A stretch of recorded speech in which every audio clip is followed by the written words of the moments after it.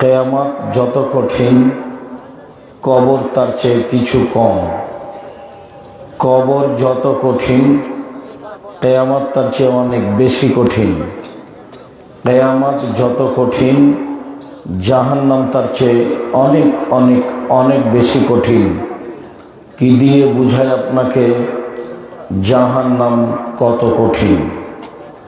মানুষ মরার পরে বাড়ির পিছনে বা কবরস্থানে যে কবর দেওয়া হয়, সেটাই যে কবর এ কথা নয়। যদি সেটাই কবর হতো, তাহলে যাকে বাঘে খেয়ে নিল তার কবর কোথায়?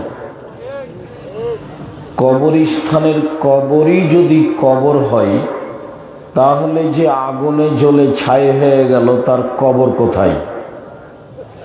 কবর বলতে মানুষের মরার পরে বিচারের দিন পর্যন্ত এর লম্বা সময় যেখানে থাকে বারজাখি জীবন, আত্মার জগৎ, তার নাম কবর।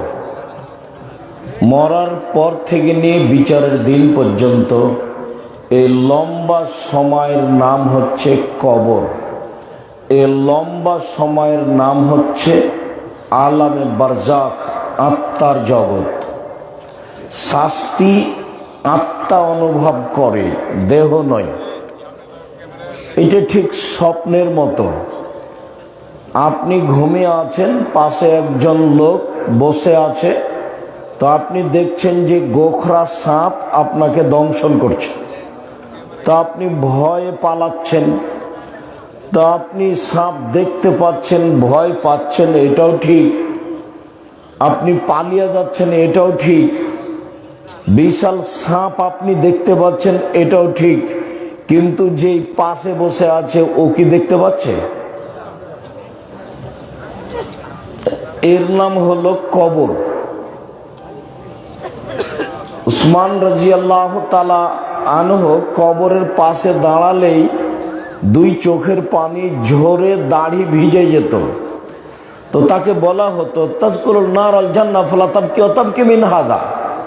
আচ্ছা উসমান, আপনি যখন জাহান্নাম জান্নাতের কথা বলেন তখন তো কাঁদেন না, কিন্তু কবরের কথা বললে এত কাঁদেন কেন? কবরের পাশে আসলে আপনি এত কাঁদেন কেন? তখন উসমান রাদিয়াল্লাহু তাআলা আনহু বলেন, শোনেন, আল্লাহর নবী বলেছেন, আল কবর আউয়ালু মানজিল মিন মানাজিলিল আখিরাহ। পরকালের বিপদের প্রথম বিপদ হলো কবর। আত্মার জগতের প্রথম বিপদ হলো কবর। ফাইন্নাজা মিনহু ফাবাদহু রাইসার মিনহু। যদি মানুষ কবরে বেঁচে যায়, তাহলে এর পরে যত স্তর আছে তা সহজ হয়ে যাবে। ওয়াইল্লাম ইয়ানজু মিনহু ফাবাদহু আশাদ্দ মিনহু। যদি মানুষ কবরে বাঁচতে না পারে, তাহলে এরপরে যত স্তর আছে সব আরো জটিল ও কঠিন হয়ে যাবে। কবর যত কঠিন, জাহান্নাম তার চেয়ে অনেক বেশি কঠিন। জাহান্নাম কিয়ামত তার চেয়ে অনেক বেশি কঠিন। কিয়ামত যত কঠিন, জাহান্নাম তার চেয়ে অনেক অনেক অনেক বেশি কঠিন। কি দিয়ে বুঝায় আপনাকে আমি জাহান্নাম কত কঠিন? এই ছেলে, বসো, ঢং দেখাচ্ছ? সম্মানিত দিনী ভাই বোন, আপনারা দীর্ঘ সময় ধরে কষ্ট করে বসে আছেন, এই কথাই ঠিক। আর আমরা অনেক দূর থেকে, রাজশাহী থেকে আপনাদের জন্য এসেছি। যেহেতু আপনার জন্য এসেছি, কাজে আপনার কিছু সময় কষ্ট হলেও আপনি মেহমানকে আমাদেরকে মূল্যায়ন করো, তো দিন ধর্ম কিছু জানবো বুঝবো, এই লক্ষ্যে কিছুক্ষণ অপেক্ষা করবেন। এটা আপনারও প্রয়োজন আর আমাদেরও দাবি।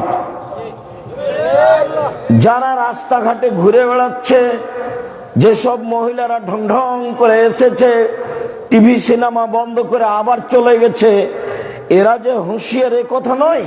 আমি তো কখনো তাদেরকে শিক্ষিত মানুষই মনে করিনি, তো হুঁশিয়ার কি করে হতে পারে? আমি আব্দুর রাজ্জাক বিন ইউসুফ এসেছি, আমার একটা দাবি যে এতদা অঞ্চলের 10 কিলোমিটার পর্যন্ত পুরুষ নারী মুসলমান যারা তারা তো আসবেই, যারা হিন্দু আসবে তাদেরকেও আসতে হবে, যারা হিন্দু আছে তাদেরকেও আসতে হবে। আপনার তো বহু দূরের কথা, আমি হিন্দুরও কিছু না কিছু উপকার করবো ইনশাআল্লাহ। জাতির যদি রাস্তাঘাট করে দিতে না পারি, জাতির যদি স্কুল কলেজ করে দিতে না পারি, জাতিকে চূড়ান্ত সঠিক ধর্ম দিতে পারবো ইনশাআল্লাহ। ধর্মের ব্যাপারে জাতিকে ফাঁকি দিয়ে পরকাল হারাতে রাজি নই। এই পাতা আমি পড়ি না। আপনার সামনে আমার কেসা কাহিনী বলার প্রয়োজন নেই। আব্দুল কাদের জেলানি চলে যাচ্ছেন, তো বলা হচ্ছে কোথায় যাচ্ছেন? আল্লাহর বিচার ভুল হয়ে গেছে, সেজন্য ঠিক করতে যাচ্ছে। এই বক্তব্য আপনার সামনে পেশ করার আমার প্রয়োজন নেই। 90 সাল থেকে মাঠে আছি, কোনোদিন অপ্রয়োজনীয় বাক্য বলিনি। কেসা কাহিনী তো বহুদূরের কথা। যা আমার বক্তব্য বা আমার কথা শুনলেই যাদের গাও জ্বলে যায়, আমি তাকে নিয়ে কোনোদিন একটা বাক্য বলিনি।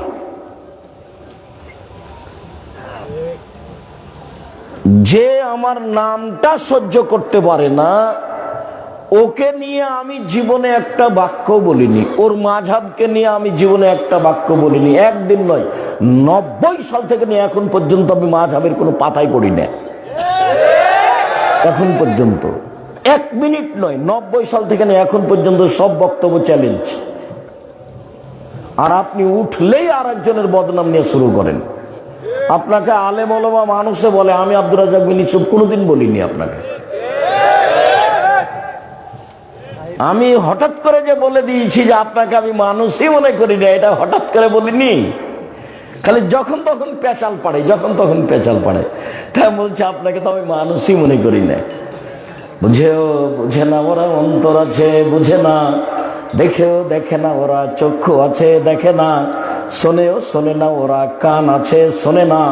উলাইকা কালানাম, তারা পশু প্রাণীর মতো, তারা গরু ছাগলের মতো, তারা কুকুর শরীরের মতো, বালহু মাজাল, বরং তার চেয়ে খারাপ।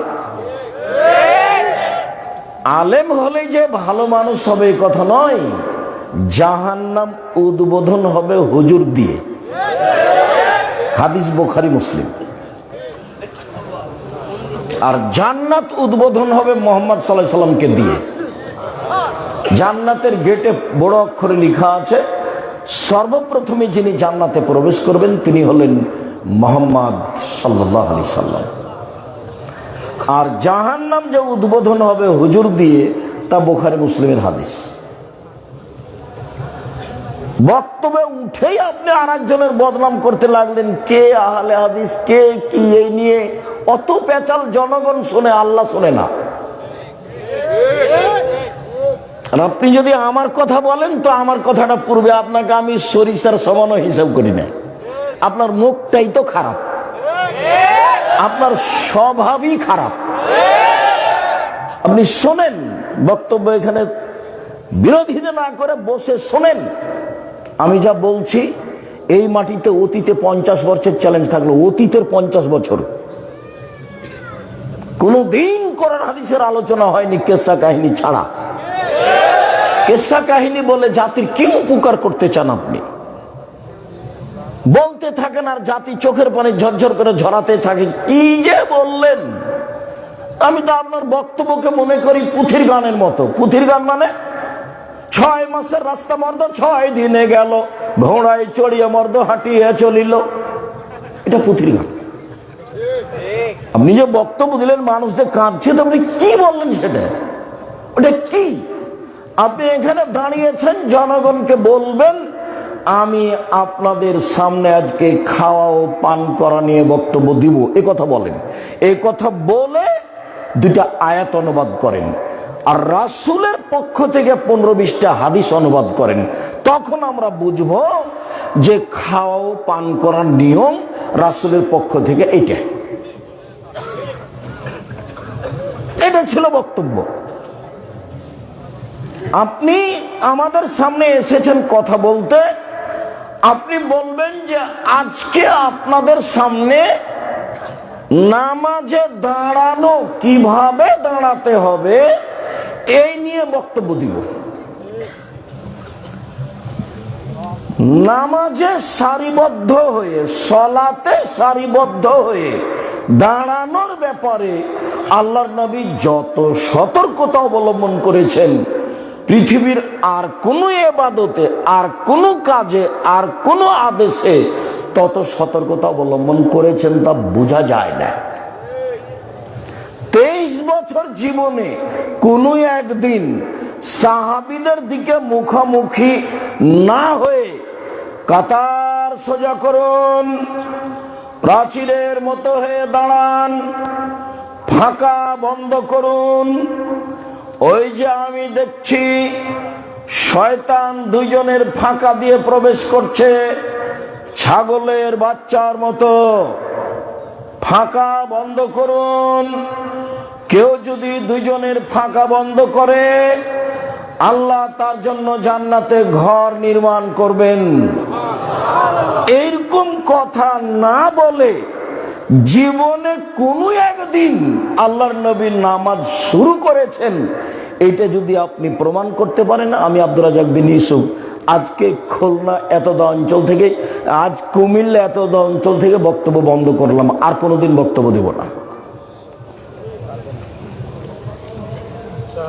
একামাত হচ্ছে মুখামুখি হয়েছেন, মুখামুখি। কাতার সোজা করুন, প্রাচীরের মতো হয়ে দাঁড়ান, ফাঁকা বন্ধ করুন, আগে পিছে হবেন না, নইলে অন্তর ভিতরে মতভেদ সৃষ্টি হবে।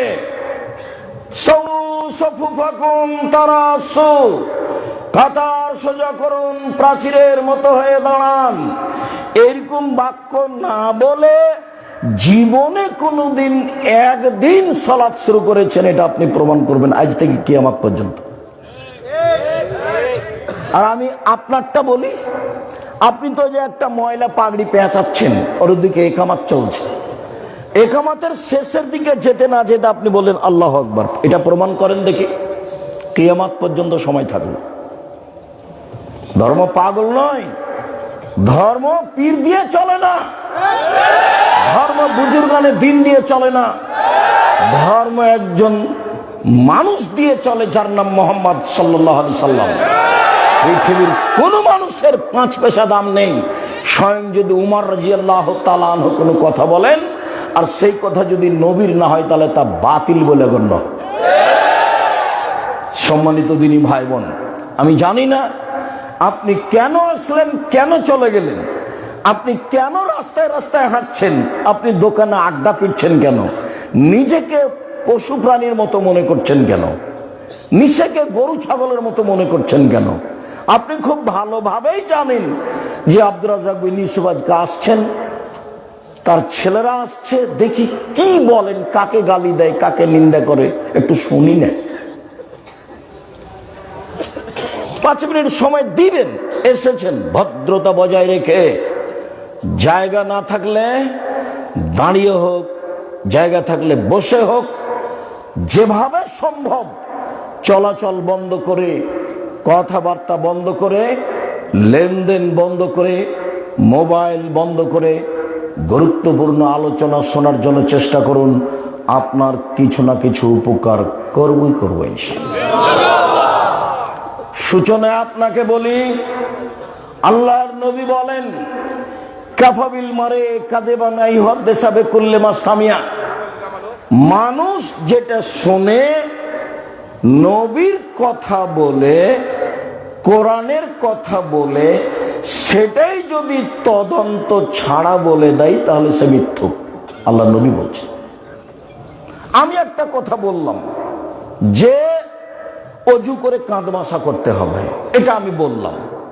কেন বললাম? আমি শুনেছি মাওলানার মুখে, সেই জন্য বললাম। কেন আমি বললাম? বইয়ে লেখা ছিল, পড়েছি, সেই জন্য বললাম। আল্লাহ নবী বলছেন যে তুমি মিথ্যুক, তুমি বললে কেন? তুমি আগে তদন্ত চালাও, জমি কিনলে তো 62-72 জমির জরিপ আছে কিনা না দেখে তো কিনবা না। জমি কিনলে খারিজ ছাড়াতে জমি রেজিস্ট্রি করবা না।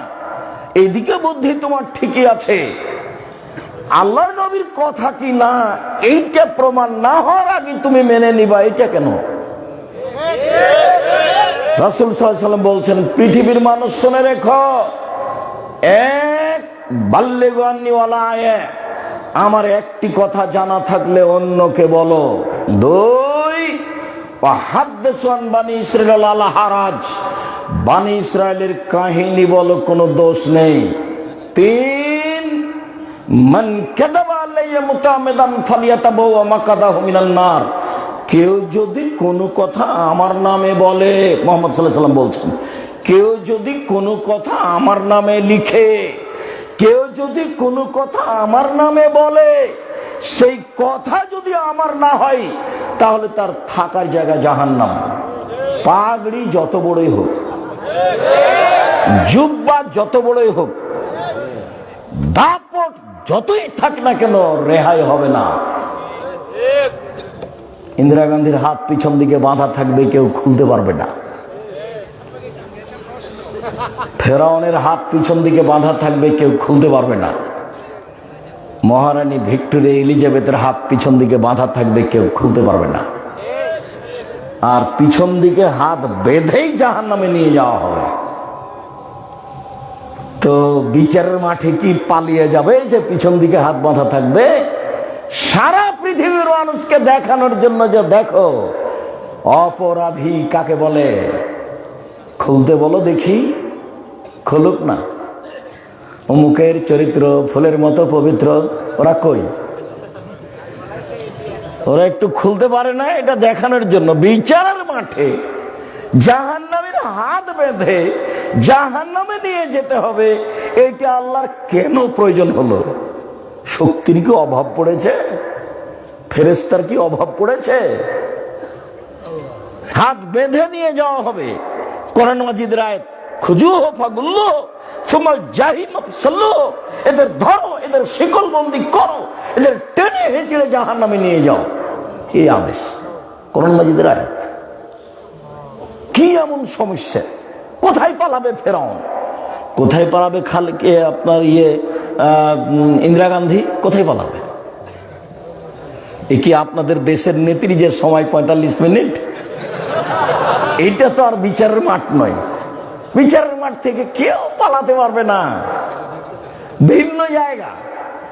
কবর যত কঠিন, কিয়ামত তার চেয়ে অনেক অনেক অনেক বেশি কঠিন। কিয়ামত যত কঠিন, জাহান্নাম তার চেয়ে অনেক অনেক অনেক বেশি কঠিন। কি দিয়ে বুঝায় আপনাকে আমি জাহান্নাম কত কঠিন?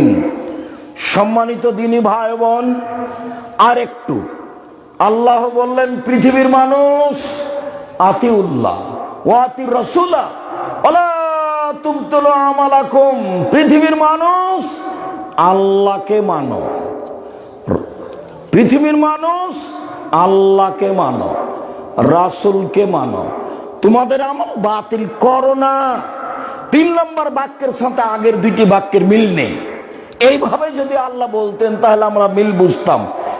1 আল্লাহকে মানো, 2 রাসূলকে মানো, 3 তাহলে জান্নাত পাবা। মিল আছে কথার। এখন আল্লাহ এভাবে না বলে বলছেন, 1 আল্লাহকে মানো, 2 নবীকে মানো, 3 তোমাদের আমল বাতিল করো না। কি হলো? বলছে যে কোরআন মাজিদে আল্লাহ বলছে যে মিলাদ করো। আপনি যে বললেন যে কোরআন মাজিদে আছে যে মিলাদ করো, তো কোরআন মাজিদ যদি মিলাদের কথা না থাকে আর আপনি যদি মিলাদ করেন তখন কি হবে? 1 আল্লাহকে মানো, 2 রাসূলকে মানো, 3 তোমাদের আমল বাতিল করো না। বলছে যে আপনি শাহজালাল সিলেটির মাজারে এটা দেন তাহলে ভালো হয়ে যাবে। এখন দিলেন, তো এইটা যদি আল্লাহকে না মানা হয় তাহলে কি হবে? বাতিল হবে। আল্লাহকে মানো, যদি শিরক থাকে তাহলে আল্লাহকে মানা কেটে যাবে। দুই, নবীকে মানো। যদি বিদআত থাকে তাহলে আমল বাতিল হবে। শিরক থাকলো আমল বাতিল হবে, বিদআত থাকলো আমল বাতিল হবে। মনে রাখবেন খুব ভালোভাবে, আমল পরে করেন। তাসবিহ দানাই তাসবিহ পরে গুনেন, 1000 দানার তাসবিহ দিয়ে তাসবিহ পরে গুনেন। আগে আপনি একটু ভালোভাবে জেনে নেন যে আমার তাসবিহ আসলে কবুল হবে কিনা। এইটা আলেম ওলামাকে জিজ্ঞাসা করেন। আমি